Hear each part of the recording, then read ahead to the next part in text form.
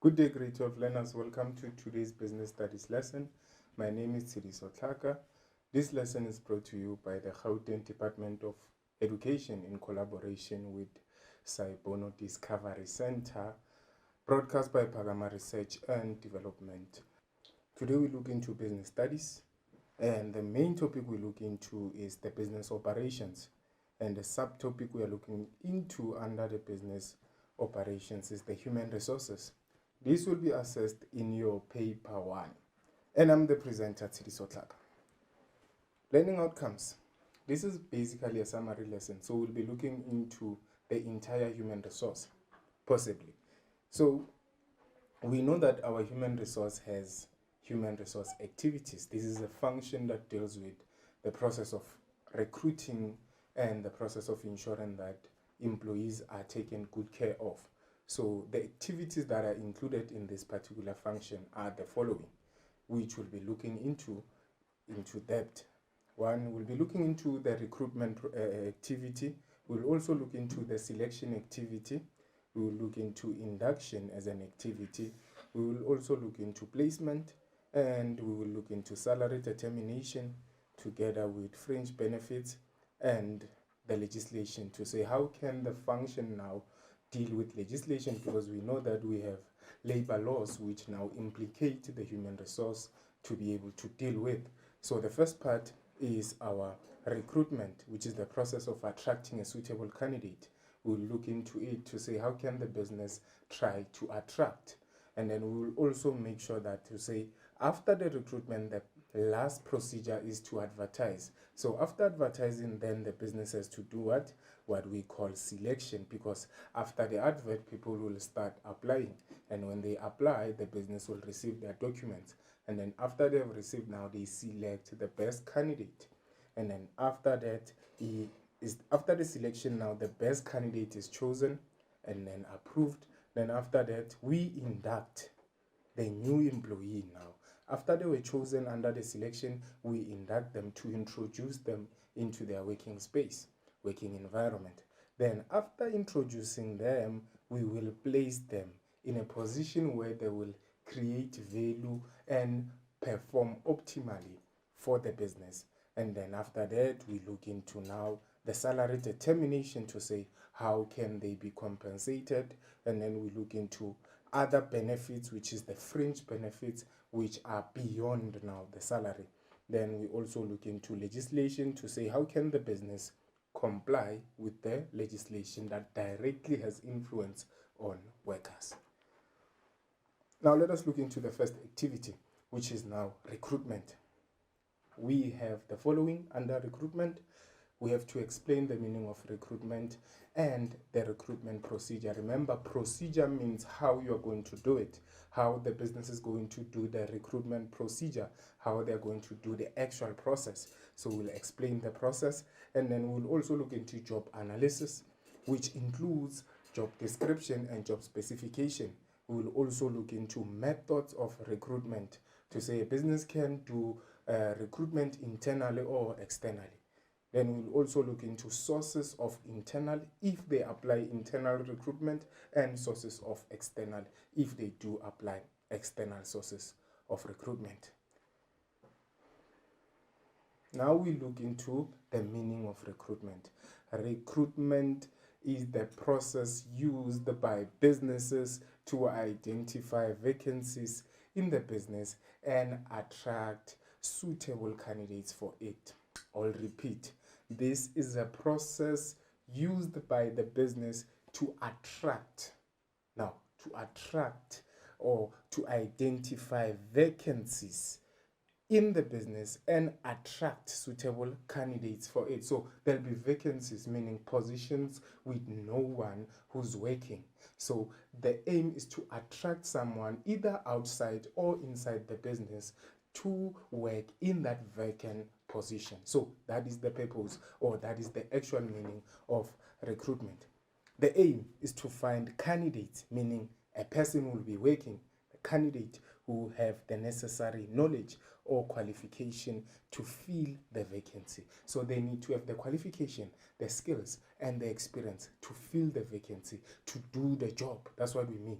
Then as we proceed, businesses may choose to use an internal or external method of recruitment depending on the nature of the vacancy or the stage of the business. So it can choose to attract inside the business if the business is already existing, but then if the business is new, they have no option but to attract outside. Hence I said it depends on the stage of the business. If it is a newly established business, then they have to attract from outside. So that is external. But internal, it means they try to attract candidates who are within the business. So recruitment is a process that we normally say is hiring. It's about attracting the suitable candidate. Let us look into the procedure, how it is done. Now, the recruitment procedure would be done in the following way. The human resource manager should prepare a job analysis. A job analysis will include what?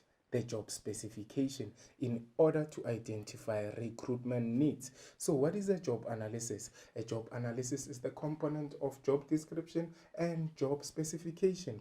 Furthermore, it includes what? Job specification. This is a minimum acceptable qualifications, skills, and experience needed for one to qualify for the job. So the human resource manager has to prepare the job analysis, which will outline the qualifications needed, the skills and experience that would be needed for that vacant post, which is not filled. And then as we proceed, another step is to, by the human resource manager, the human resource manager should prepare the job description in order to identify recruitment needs. So they should also determine the job description. What is a job description? It explains the duties and responsibilities of the vacant post. So the human resource manager would start with the job specification and then come with the what? Job description, so that they explain what is the duties and responsibilities of the vacant post that needs a person to perform the duties. And then as we proceed, the human resource manager should indicate the job specification or key performance areas to attract suitable candidates. This again is the qualification, experience needed for that particular position. So after that data is compiled, which is now the job description and job specification, then we look into now choosing the method of recruitment. We know what is the duties and responsibilities. We know which qualifications and experience needed. Now we need to decide whether the business is going to attract inside or outside of the business. So they choose the method of recruitment, e.g., it can be internal or external, to reach suitable applicants or candidates. So the business has to choose whether they are going to attract inside or they are going to attract candidates outside. Then we move. Vacancies can be internally advertised via the staff notice board. So if they choose internally, vacancies can internally be advertised where? Via the staff notice board, where the information or the advertisement will only be seen by people who are inside the business. That's what we mean when we say vacancies can internally be advertised via the staff notice board. So only people who are inside the business, if the business has chosen internal recruitment, only people who are inside the business will be able to see that advert. Then as we proceed, if internal recruitment is unsuccessful, external recruitment should be considered. So if inside the business there's no one who qualifies, there's no one with personal qualities and skills for that vacant post or position, then the business has to start thinking about attracting candidates from outside the business. And then if external recruitment is chosen, the relevant recruitment sources should be selected. So if they choose now external, they need to choose the right sources to advertise the advertisement about the vacant post. So they have to choose, maybe an example of an external source of recruitment can be recruitment agencies. Recruitment agencies are businesses or companies who mainly operate to attract candidates for businesses that do not have time to attract candidates, especially businesses that are looking to attract candidates from outside of their business. And then as we proceed now, the advertisement now, because one, the business prepared job description and specification.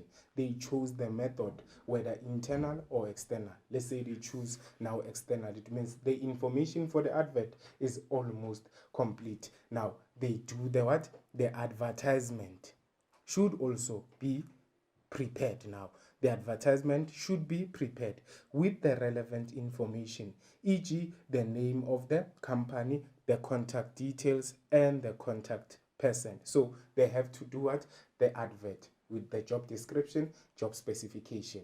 Then choosing the method is to say, where are we going to place the advert? Are we placing it internally inside the business so that only people inside the business can see it, or we are placing it outside, which is externally, where everyone who's outside can see the advertisement? So the advertisement should also have the contact, the name of the company, the contact person, and the contact numbers, so that a person who's outside can be able to see those details and be able to use them to contact the business. And then the last part is to say, place the advertisement in the appropriate media that will ensure that the best suitable candidates apply for the job. So that is the last part of the recruitment procedure. You prepare the job analysis, which consists of what? Your job specification, which are the minimum acceptable quality skills needed for a job. You also prepare your job description, which is duties and responsibilities for that vacant post. Then you choose the method, whether you're advertising inside or outside, internally or externally. Then after that, what do? You think, if I apply externally, you need to make sure that you prepare an advert which will have the details, job description, job specification, and again, it should include what? The contact person, the contact details, and the name of the company. Then you place it in the relevant platform where candidates would be attracted. That is the aim. The advert is the one that is going to attract the candidates. Then we move to job analysis. Job analysis, as it is part and parcel of the recruitment procedure, we need to explain what it is. Job analysis is a tool used by human resource function to obtain and analyze information about the business's workforce so that they can place the right person in the right job. That is job analysis. Hence, it has the following components. It has the job description and the job specification, which will help now the business to analyze, to say, what is the qualification, what is the experience needed, what would the duties be, and what would be the responsibilities of the vacant position. Now, let us look into the difference between job description and job specification as components of job analysis. The difference between the two now. What is the difference? Job description describes what? The duties or responsibilities of a specific job, while job specification describes the minimum acceptable personal qualities, skills, qualifications that will be needed for the job. Then, when we look into another aspect of the job description, is a written description of the job and its requirement, while job specification is a written description of a specific qualifications, experience, which will be needed for the job. So we can tell the difference.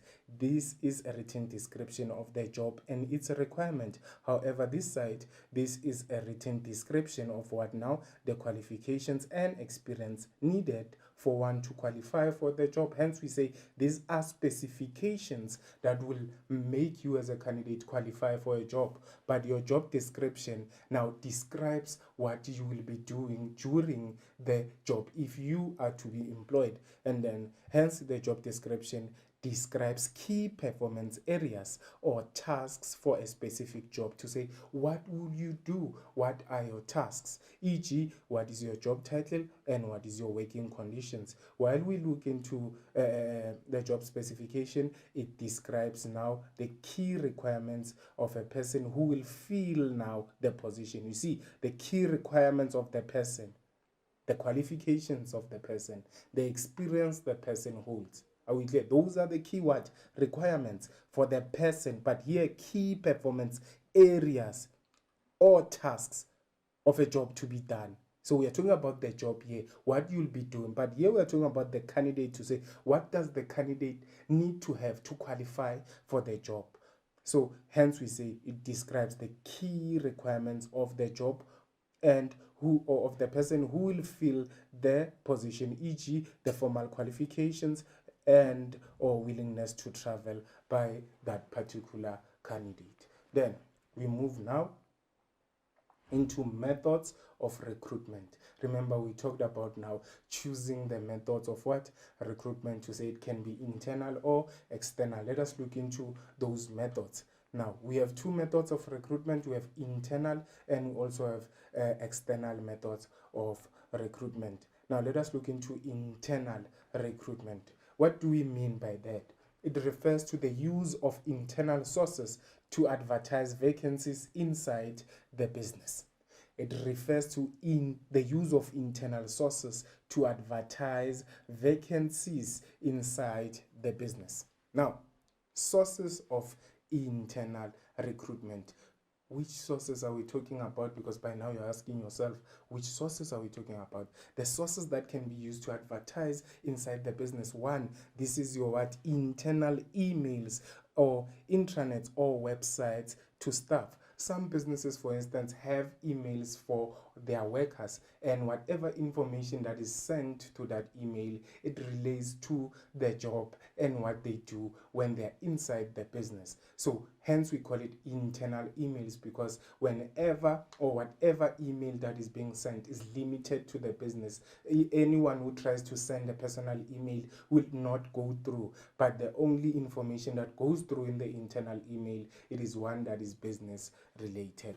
Hence now you know that when you send an email, you use a laptop, as you can see on the picture, you use your cell phone. So the business would send now their advertisement of a vacant position using the internal email. So the workers would receive the information who are already working for the business. They would receive that information using the internal emails or the intranet, which is internet that is limited to the business only, or the website to staff. So that would be the information would only be seen by people who are inside the business. And then as we move on, the second source is word of mouth or staff meetings. So that is basically when the people inside the business are talking, they would share the information to say there's a vacant post inside the business, try to apply. It's a promotion, so that is word of mouth. Or during the staff meetings, maybe the manager would address the workers to say there's a vacant post, so guys, please apply. So that is giving information to what now? To people who are only inside. Remember, what is source? Source refers to information. Are we clear? So when we are saying sources of internal, we are saying which now source or which information source can be used now to make sure that only people who are inside can get the message. Hence we call it sources of internal recruitment. Business newsletters or circulars to staff can also be part and parcel of now internal sources of recruitment. So these newsletters would be circulating within the business only. So that would mean only people who are inside will be able to get the information. And as we move, internal or management referral, this is when managers who've been working with the worker would recommend the worker to another department because of the great work they have done. And remember, this will only be done inside the business, because this is not a manager who's from outside the business, but it's a manager who's inside the business. And then as we move on, now office notice board the advertisement can be placed in a notice board. As you can see on the picture, they can place it in a notice board, and that notice board, remember, it is only seen by people who are inside the business, hence it is a source of internal. And then as we move on, internal bulletins, these can be there may be newspapers of the business to showing now information about the recruitment. And then we also have recommendation by current employees or staff, so that as well can be part and parcel of internal recruitment. And then headhunting within the business, when maybe a particular department is interested in working with a particular worker who's skillful and has showed that they are able to meet particular targets. So that can also be considered to be sources of internal recruitment, because maybe you know that some businesses are really big. Think about banks. We have banks in our different towns and cities, and we know that there's maybe a Nedbank branch in Tembisa, there's a Nedbank branch in Pretoria. So one maybe manager from a Nedbank branch in Tembisa can try to do headhunting from a worker who they've heard about in a Nedbank that is located in maybe Pretoria. So that is part and parcel of internal, because the worker will not be leaving Nedbank. The worker is still working for Nedbank. It's just that they would be moving to a better position in a Nedbank that is no longer in Pretoria but maybe in Tembisa. So that is headhunting, looking for someone because of their skills and abilities. And then we look into the impact now, the positives and negatives of applying internal recruitment. What are the positives?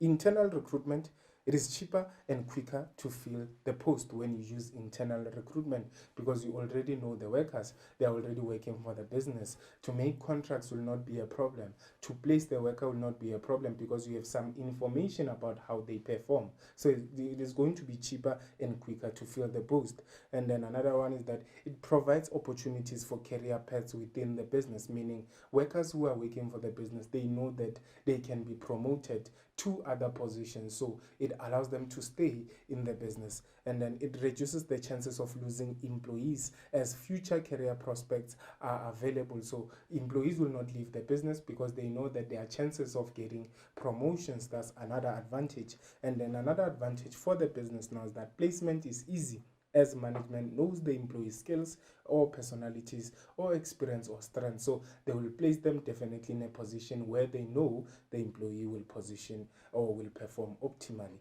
However, the negatives is that it may close doors to new ideas from outsiders, because that particular person now is now inside the business. They will not come up with new ideas. They are used to the environment. That is one disadvantage. And then two, employees who are not promoted may feel demotivated. They may feel demotivated to say, we deserve the position.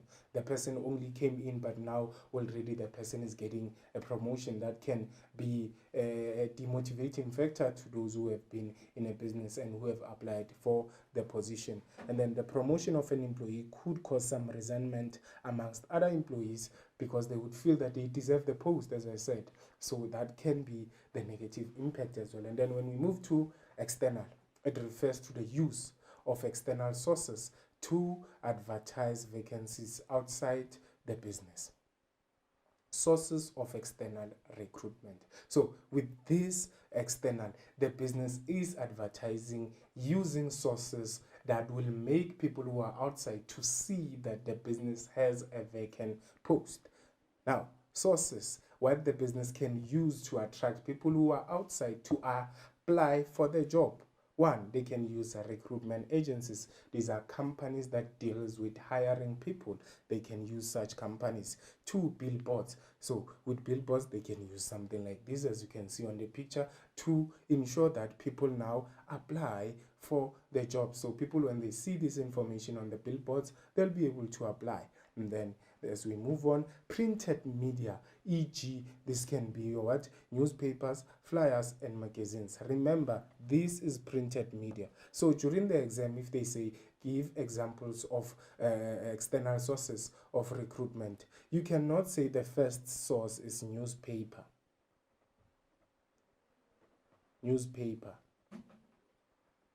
And the second source, maybe let's say this is your point number 2, you can't say printed media. No, because printed media is part and parcel. An example of printed media is what is your newspaper. So you cannot do that. You will lose marks. It will be considered to be repetition, an R. And then as we move now, as you can see on the newspaper, there's a vacancy, a platform where businesses advertise. And then as we move now, electronic media such as radios and TVs can be used to advertise outside the business. And then as we move, social media or social networks or internet can also be used to advertise the vacant post outside the business. And then we also have walk-ins. You can try to walk into the business, try to apply, give out your CV there and ask if there's any job opportunity. So that is a walk-in. And then we also have headhunting. We also have professional associations, and we also have networking. You can hear about from a friend to say there's a vacant post in a particular company while you are networking. As you can see, when we network, we connect to others, hence they are able to share information with us, and then we are able to get information maybe about the positions that are there. Then we also have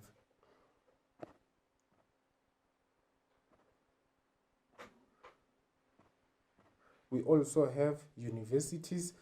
Some businesses go to universities and try to get new talents who are fresh or who are done with their careers, so that they start coming for the business and try to apply for the business. So they actually go to universities and colleges to try and get candidates. Then what is the impact now? Remember, the impact, we look into positives and negatives. Positives of external recruitment, of attracting candidates who are outside the business, is that those new candidates will bring new talents or ideas into the business. Because remember, some of them are from universities, some of them have been looking for jobs, so they'll bring their creativity. And then another advantage is that there is a larger pool of candidates to choose from, meaning there's a larger pool full of talent to choose from. So it is an advantage. The business will get a suitable candidate.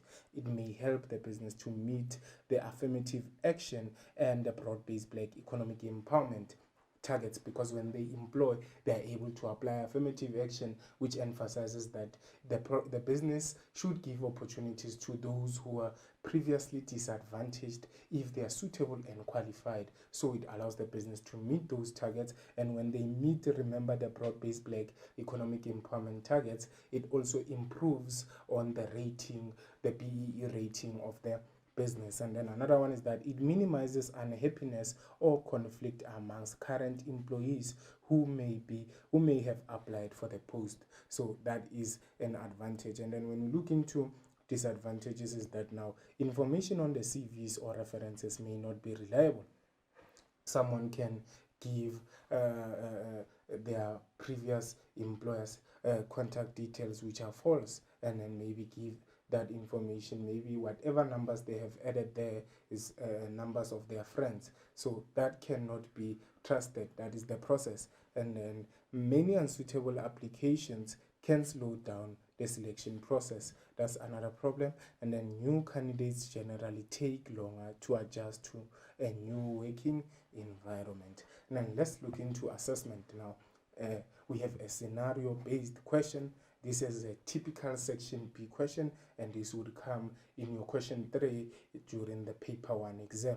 Now, read the questions below and answer questions that follow. We have Will Bartlow designers who specializes in men's wear, but they want to introduce ladies' wear too. The business is looking for a fashion designer who specializes in ladies' wear. They have advertised the vacant position in the local newspaper and on the internet. 1. Identify the method of recruitment used by Will Bartlow team designers, and motivate your answer by quoting from the scenario above for 3 marks. And then question 2, analyze the impact of the method of recruitment identified in question 1. Then this is for 8 marks. Now, we have now question 1, which also has question 2, but we need to know that question 2 is dependent to question 1 because it's saying analyze the impact of the method of recruitment identified in question 1. So whatever method you choose here, you will have to analyze its impact by providing the positives and negatives. So go back to the scenario. What is the scenario talking about? It talks about now wheelbarrow clothing designers who now specializes in menswear, but they want to introduce ladies wear too. What is their challenge now? That the business is looking for a fashion now designer who specializes in ladies wear too.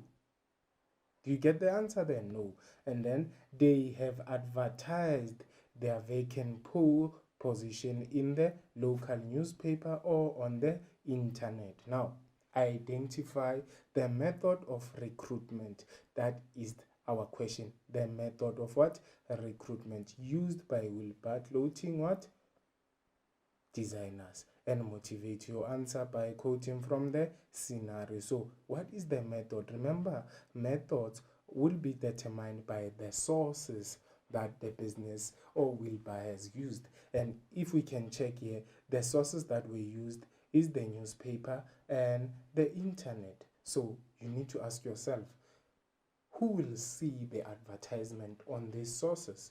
Is it people who are only inside the business or people who are outside the business? So in this case, it will be people who are outside. So the method of recruitment, let's go to our solution. The method of recruitment would be external. So you'd get 2 marks for identifying the method of recruitment and 1 mark for motivation. What is the motivation? They have advertised the vacant position in the local newspaper and on the internet. Where did we take this motivation? Let's go back to our scenario. We took it from the last sentence in the scenario. And as you can see, we go back to the answer. Let's go back to the answer very fast.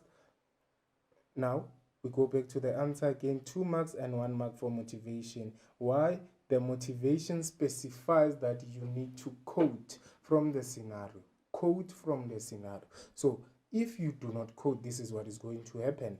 Please note, you are not going to be awarded marks for motivation if the recruitment method is what? Is incorrect. So if the recruitment method is incorrect, if let's say here you chose internal, which is wrong, the motivation, yes, is correct, but the answer was going to be wrong because now the recruitment method was not correct. So be careful in the process of identifying your methods or concepts using the scenario, because the motivation might be correct, but if the concept is incorrect, then no mark will be allocated. Then we look into the impact now of external recruitment.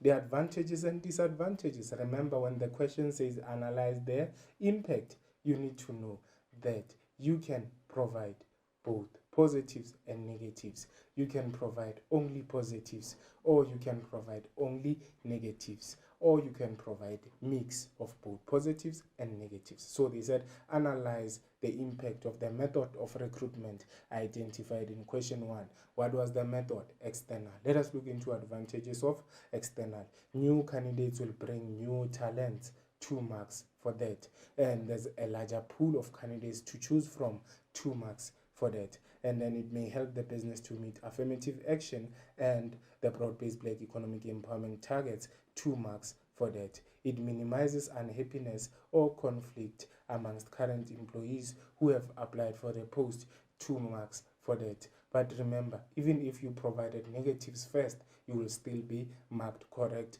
Information on the CVs might be not reliable, 2 marks for that. Many unsuitable applicants or applications can slow down the process, 2 marks for that. Remember, negatives are aspects that now delay the business from making money. So you should always remember that anything that wastes time and money for the business is considered to be a negative. So the total there would be 8 marks. Remember, 8 marks is 1, 2, 3, 4. Then we move to another activity. The selection what? Activity now. The selection activity. Remember, what was the last activity in our recruitment? We started with what? Recruitment activity. The recruitment activity. And the last procedure there was to place the advert in the appropriate media where the suitable candidates would see. So that was the last part. Now, there, people have seen the adverts. Now they want to what? Apply. They want to apply, or they are in the process of applying. They are sending CVs to the business. Now, selection activity. It has the following activities: the selection procedure, the screening, the purpose of interview, the role of the interviewer before and during, the role of the interviewee during. It also has the meaning of an employment contract, contents of an employment contract. It also has legalities of an employment contract, and it has termination of employment contract. Now, let us look into the selection activity. Remember, the last procedure, the last step of the placement was to place the advert. Let me write it down for you. To place the advert. Now, after they have placed the advert, the selection activity now would do, or the business would have to do the following. They need to determine a fair assessment criteria on which selection is to be based on, meaning the qualification needed, the experience needed. Before now they can say, now we will be receiving CVs. How should we select the qualifying candidates? Furthermore, applicants must submit the application forms. This is your curriculum vitae and certified copies of what? Their personal documents, IDs, and proof of qualifications. And then the business now have to what? Sort the received documents or CVs according to the assessment or selection criteria. Maybe the criteria is about experience. Maybe it is about the qualification. We are looking for degrees, not diplomas. You see, those are the assessment criteria. So it should be, the CVs would be should be sought out according to the experience, the qualification, which was determined when they were doing what? Their fair assessment criteria. And then they screen or determine which applications meet the minimum job requirements, and then separate this from the rest. So this is a process. This is how you're going to be hired. This is what the business is going to do in the process of hiring you.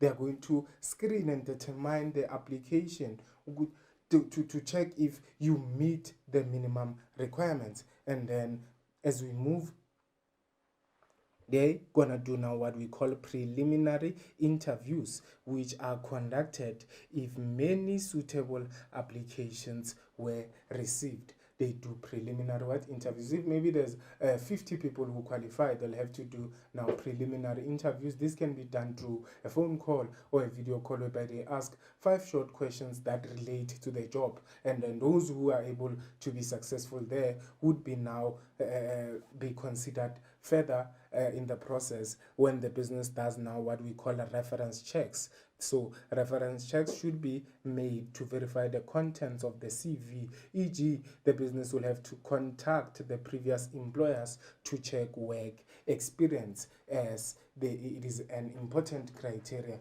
and then they will compile a short list of potential candidates identified. Furthermore, they would also shortlist candidates that shortlisted candidates might be now subjected to various types of selection tests, e.g. your skills test. Furthermore, they will invite shortlisted candidates for an interview. So what is to shortlist?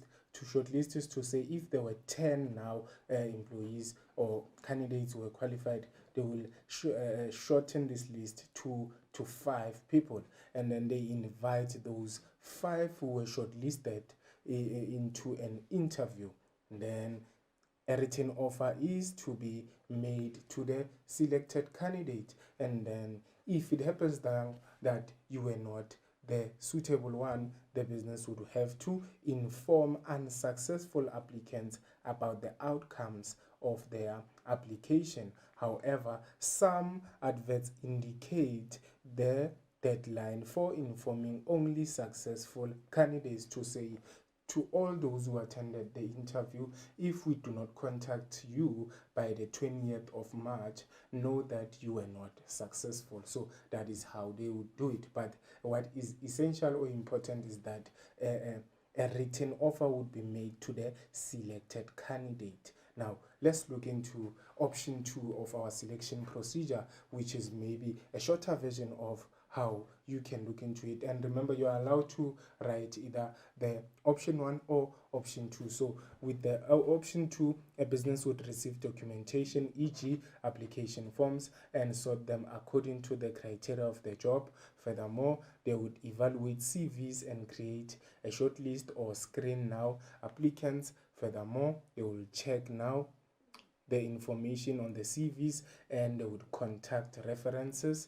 Furthermore, they would conduct preliminary sifting interviews to identify applicants who are not suitable for a job, although they meet the requirements. And then they will also assess or test candidates who have applied for senior positions to ensure that the best candidates are chosen.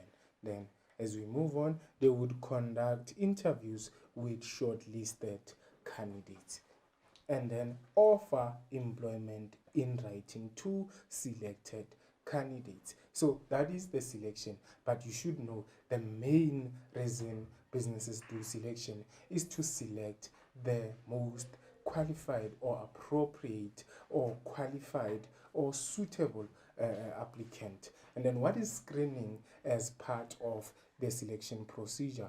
Now, screening as part of the selection procedure is to check applicants' documents against the requirements of the job. That is screening. Meaning now the business would be checking now the qualifications. And remember, screening as part of the selection, meaning during the selection process, the business will screen. So during the screening, what is the business doing? The business is basically checking the application documents against the requirements of the job. Furthermore, they are also doing what? Candidates who meet the minimum requirements are separated from others. And then another one is that they do background, credit, or reference checks of applicants who qualify for the job. And they also prepare a short list of suitable candidates after the screening. And then that is your selection or screening as part of the selection procedure. Then, the purpose of the interview. Remember, your selection. Most people know that they apply and then they'll be waiting for an interview. But what we taught you today is that human resource will prepare the advert through the recruitment procedure. Then they will have to select. And during the selection, we have showed you what they do inside the businesses before the actual interview. So before the actual interview, they sort the documents, they check who qualify, who doesn't qualify. Before they can say now you qualify, you can come for an interview to check the suitability. So what is the purpose of the interview? The purpose of the interview is to determine a candidate's suitability for the job, to say, is the candidate suitable or not for a job? That is one. Hence, it is a one-on-one conversation between the employer and the employee. Again, the purpose of the interview is to obtain, or it obtains information about the strengths and weaknesses of each candidate. Another one, it evaluates the skills and personal characteristics of the applicant, the person who has applied. So this is basically to check if the person who has applied is suitable. Who's checking? The business. It also tries to obtain information about the strengths and weaknesses of the candidates who have applied, and then it evaluates the skills and personal characteristics of the person who has applied. And then another one is that it helps the employer in choosing or making an informed decision about the most suitable candidate. Now, what is the role of the interviewer when preparing for the interview? Now, the question, who is the interviewer? The interviewer is the person now who represents the business, who organizes this interview, and who will be asking questions about work-related matters. So, what is their role before the interview? Their role before the interview is to book and prepare the venue where the interview will take place.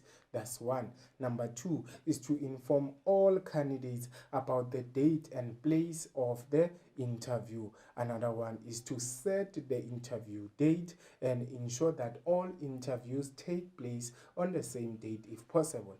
And then another one is to notify all members conducting the interview about the date and time, or the date and place of the interview. And then another one is to ensure that the interviewer should develop a core set of questions based on skills, knowledge, and abilities required. And then another role of the interviewer is to check or read the application or verify the CVs of every candidate for anything that may need to be explained. And then another role of the interviewer is to allocate the same amount of time to the interview for each candidate on the program. Now, we also have the role of the interviewer and interviewee during the interview. So this is what the interviewer was preparing for, and we should know that the role of the when preparing, this is before the interview. There's no candidates here, there's no one who is asked question. The interviewer is basically preparing for the interview. However, when we look now into the role of the interviewer and interviewee during the interview, this is the setup of the interview. Let's say this is the applicant, this is the panel that they said they will notify.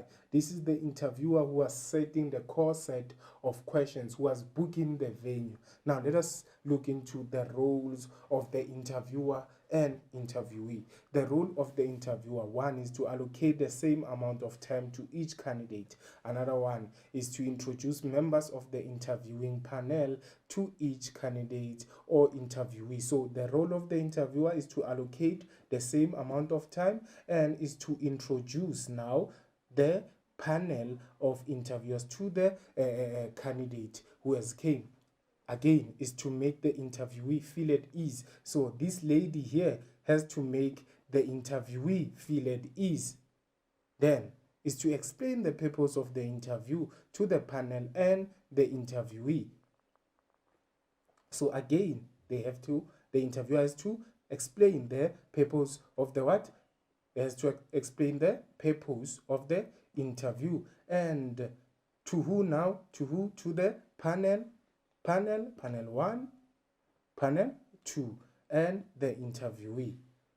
Then it's also to record the interviewee's what?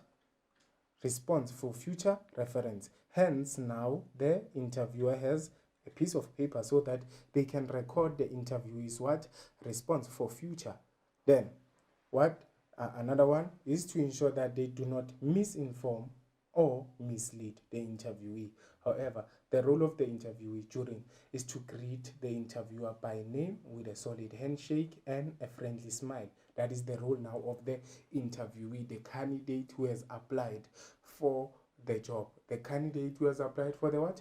For the job. Their role is to what? Is to ensure that they do what now? They greet the interviewer by name with a solid handshake and a friendly smile. Let's go back to the picture. The interviewee, this is the interviewee. Now, this time we are looking into their role. The interviewee, they have to greet the interviewer by name with a solid handshake and a friendly smile. Another role of the interviewee is to listen carefully to the questions before responding. And then another one is to make eye contact and have a good body posture or body language. They cannot be seated like this or like that. They need to be seated up straight to show that they are focused, they want the job. And then they need to show confidence and have a positive attitude. Show confidence that they want the job. So that is their role during the interview, and then they need to be inquisitive or show interest in the business, and then they need to also ask for clarity seeking questions. Those are the roles of the interviewee during the interview. Remember, the interviewee only has one role during, only.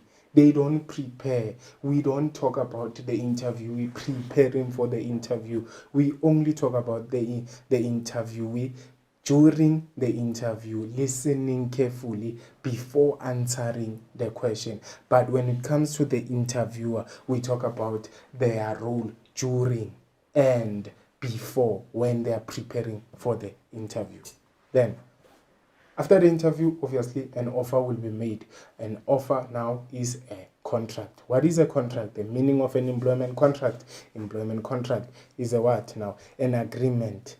An agreement between the employer and the employee, which is legally what? Binding. So this is an agreement between the what? We can say this is the employer and this is the employee. Then, aspects that should be included in that contract, in that agreement, should be the personal details of the employee. 1. 2 details of the business or the employer, e.g. the name and address. Another one, the job title or position. Another one, the job description, e.g. duties and working conditions. Another one, job specification, e.g. formal qualifications and willingness to travel. Another aspect that should be included on the contract is the date of employment or commencement of employment. Commencement refers to when the employment started. So this is when the employment started, commencement of the employment. So as we proceed again, aspects that should be included there, the place where the employee will spend most of his or her working time. Another one, hours of work, normal time or overtime. And then another one is remuneration. Will you get paid weekly or monthly? Then another one, the benefits, e.g. fringe benefits, perks or allowances that the employee has.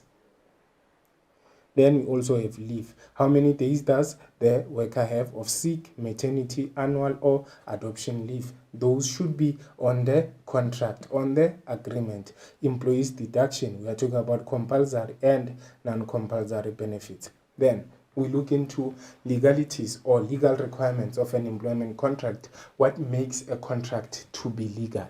What makes this agreement between the employer and the employee legal? The legal requirements of an employment contract. For a contract to be legal, the employer and the employee must both sign. You need to see their signatures there. Their signatures there. They have to both sign. Then, another one. The employer and the employee must agree to any changes to the contract. There should be an agreement. If there are changes, maybe changes in terms of remuneration, in terms of salary, if there's any change there should be an agreement and other signatures should be attached again. And then no party may unilaterally change aspects of the employment contract without now consulting the other, meaning you may not change aspects of the contract without talking to the other party because you are in agreement here. And then as we move on, the remuneration package, including benefits, must be clearly indicated. And then another one, it may not contain any requirements that are in conflict with the basic conditions of Employment Act. I repeat, it may not, meaning what? What is that? The contract may not contain any requirements that are in conflict with the basic conditions of Employment Act. This is a labor law that talks about the working conditions, the hours of work. It talks also about your types of leaves. It also talks about termination of employment contracts. So a contract cannot exclude or be in conflict with the basic conditions of Employment Act. And then the employment contract should include a code of conduct and a code of ethics. And then aspects of the employment contract can be renegotiated during the course of employment. So these aspects make a contract to be legal. Now, reasons that may terminate an employment contract. What can make a contract to be terminated?